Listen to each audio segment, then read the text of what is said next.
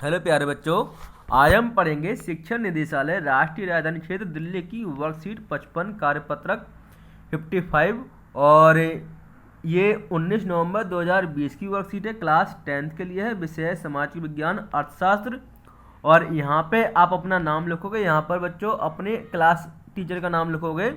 और बच्चों ये चैप्टर का नाम है मुद्रा एवं साख, और इसके बारे में आप पहले अध्ययन कर चुके हैं। आज हमको कुछ क्वेश्चन दिए हैं, उसके आंसर लिखने हैं। तो मुद्रा तो आप जानते ही हो, जो भी करेंसी होती है जिसका लेन देन में हम यूज करते हैं, पैसा यानी कि रुपए, है ना। और साख का मतलब होता है ऋण यानी कि उधार। ठीक है, तो इसके बारे में हम आज की वर्कशीट में जानेंगे भी, और इनके प्रश्नों के उत्तर भी देंगे। और आपकी सहायता के लिए मैंने एक पीडीएफ भी बनाई है नीचे, तो उसमें से भी आप अपने आंसर चेक कर सकते हैं। अभी क्या करना है आपको, अभी जो है इनके क्वेश्चनों को आपको कॉपी में लिखना है, और जो सही आंसर है उसको भी लिखना है। ठीक है, और अभी आप मेरे साथ साथ वर्कशीट का अध्ययन करेंगे और आंसर लगाएंगे, सही आंसर कौन सा है। ठीक है, उसको लिखेंगे और बाद में कमेंट करके बताना भी है कि आपके कितने आंसर सही हुए। तो शुरुआत करते हैं आज के प्रश्नों की और उसके उत्तरों की। तो पहला प्रश्न है, मुद्रा के आधुनिक रूपों में कौन शामिल है। तो आधुनिक रूप कौन कौन से शामिल है, इसमें ऑप्शन दे रखे हैं। नंबर 1 कागज के नोट, 2 सोने के सिक्के, चांदी के सिक्के और तांबे के सिक्के। तो सोने के सिक्के, चांदी के सिक्के और तांबे के सिक्के, ये क्या है, ये मुद्रा का प्राचीनतम रूप है। आज के समय में आधुनिक रूप में क्या है, कागज के नोट हम इस्तेमाल करते हैं। तो सही आंसर क्या है, कागज के नोट। ठीक है, दूसरा प्रश्न है, बांग्लादेश में ग्रामीण बैंक की स्थापना का श्रेय किसे जाता है। तो बांग्लादेश में ग्रामीण बैंक की स्थापना हुई थी, उसका श्रेय किसको जाता है। तो नंबर 1 अभिजीत बनर्जी, डॉक्टर मनमोहन सिंह, अमर्त्य सेन, मोहम्मद यूनिस। तो सही आंसर क्या है इसका, सही आंसर आपका होगा 4th मोहम्मद यूनुस। मोहम्मद यूनुस को बांग्लादेश में ग्रामीण बैंक की स्थापना का श्रेय जाता है। नंबर 3 है, जमा का बड़ा हिस्सा बैंक किस पर इस्तेमाल करते हैं। भाई बैंक अपना पैसा जमा कर लेती है, तो जो 15% है ना वो अपने पास रखते हैं, क्योंकि सभी तो पैसे मांगने के लिए आएंगे नहीं, है ना। और 85% का वो क्या करती है ये बताना हमें। तो नंबर 1 है नई शाखा खोलने के लिए, नंबर 2 कर का भुगतान करने के लिए, नंबर 3 ऋण पर ब्याज का भुगतान करने के लिए, नंबर 4 ऋण देने के लिए। तो जमा का बड़ा हिस्सा बैंक किस पर इस्तेमाल करती है, तो ऋण देने के लिए करती है। ऑप्शन नंबर 4 करेक्ट है। ठीक है बच्चों, क्वेश्चन नंबर 4 है, रेखांकित शब्दों को सही करके वाक्य को दोबारा लिखिए। जो रेखांकित शब्द है उसको सही करके दोबारा वाक्य को लिखना है। तो इसमें क्या पूछा है, जमींदार द्वारा दिया गया ऋण साख के औपचारिक स्रोत का उदाहरण है। तो बच्चों 2 तरह के स्रोत होते हैं जिनसे उधार लिया जा सकता है, ऋण लिया जा सकता है। एक होता है औपचारिक, दूसरा होता है अनौपचारिक। औपचारिक जो होता है वो कौन सा होता है, जो बैंक से उधार लेते हैं वो क्या होता है, औपचारिक होता है। और जो उधार हम लेते हैं, ऋण जो लेते हैं अपने रिश्तेदार से या किसी जमींदार से, तो वो क्या होता है, वो अनौपचारिक ऋण का स्रोत होता है। तो इसको सही करके लिखना है।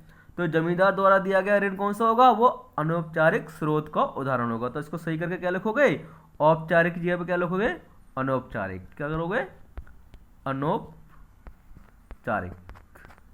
ठीक है, तो जो जमींदार से लिया गया उधार ऋण जो है वो क्या है, अनौपचारिक स्रोत का उदाहरण है। नंबर 5 आपको खालिस्तान भरना है इसमें, कि देश भारत में ऋण के औपचारिक क्षेत्र की गतिविधियों की निगरानी करता है। तो भारत में औपचारिक जो ऋण दिया जाता है उसकी गतिविधियों की निगरानी कौन करता है, तो औपचारिक क्षेत्र कौन से होते हैं, बैंक होते हैं। तो बैंक से जो भी ऋण दिया जाता है तो उनकी गतिविधियों पर निगरानी कौन करता है, तो आरबीआई करती है। क्या करती है, कौन करती है, RBI, reserve bank of India. आपको यहाँ पे खालिस्तान में फिल करना है। ठीक है, रिजर्व बैंक ऑफ इंडिया आपको खालिस्तान में भरना है कि reserve bank of India Bharat में ऋण के औपचारिक क्षेत्र की गतिविधियों की निगरानी करता है। नंबर 6 क्वेश्चन दे रखा है, नीचे दिए गए प्रश्न में दो प्राकथन दिए गए हैं, एक संकल्पना सा और दूसरा कारण का। कथनों को पढ़िए और सही विकल्प का चयन कीजिए। तो संकल्पना है, क्या है, सा, reserve bank of India Bharat सरकार की तरफ से मुद्रा जारी करता है, बिल्कुल सही। Reserve bank of India Bharat सरकार की तरफ से मुद्रा जारी करता है। कारण क्या दिया हुआ है कि भारत की मौद्रिक नीति के संदर्भ में रिजर्व बैंक भारत सरकार को अपनी राय प्रदान करता है। अब इसमें विकल्प बताने कौन सा सही है।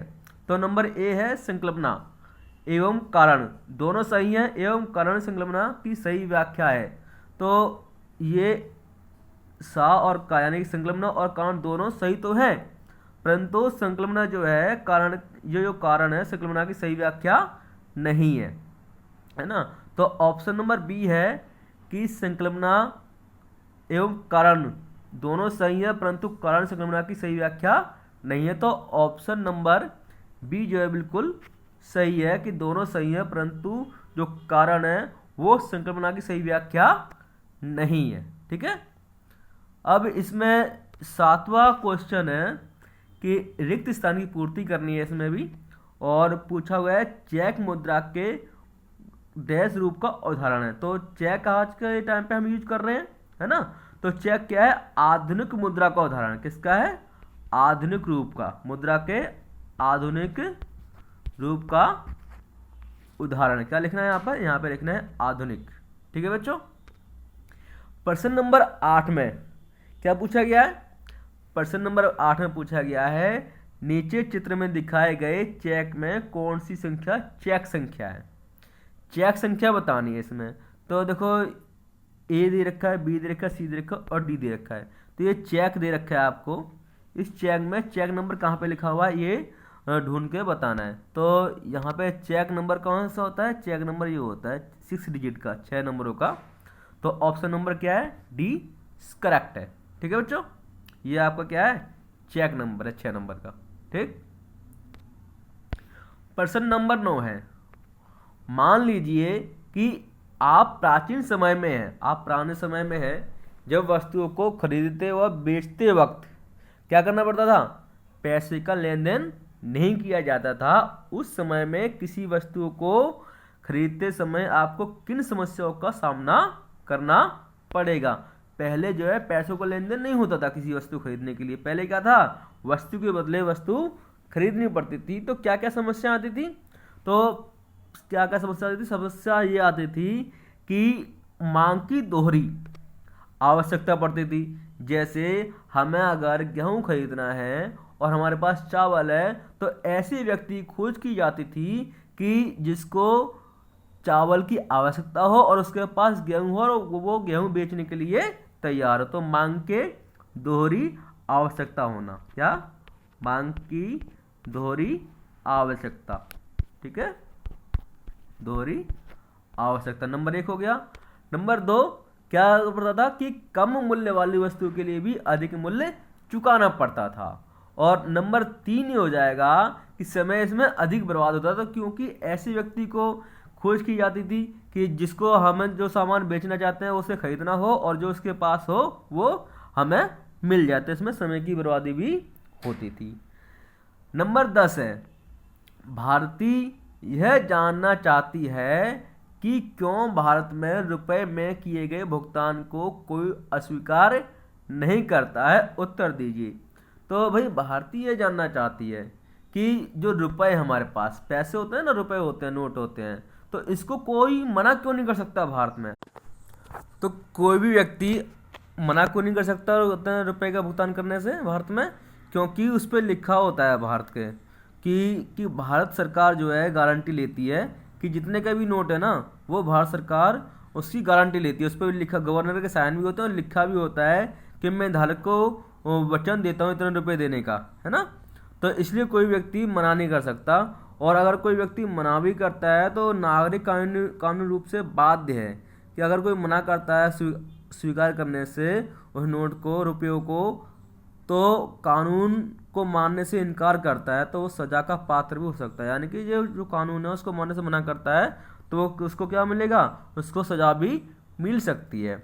तो बच्चों ये वर्कशीट थी। अब इसके ना मैं आंसर आपको PDF रूप में दिखा रहा हूँ, आप ध्यान से देखिएगा और अपनी कॉपी में जिसके भी आंसर गलत हुए हैं वो कॉपी में सही करके लिख ले, और जिसने अभी तक नहीं लिखा है वो कॉपी में लिखे आंसरों को और अपने क्लास के जो व्हाट्सएप ग्रुप बना हुआ उस पर सेंड कर देना, ठीक है बच्चों।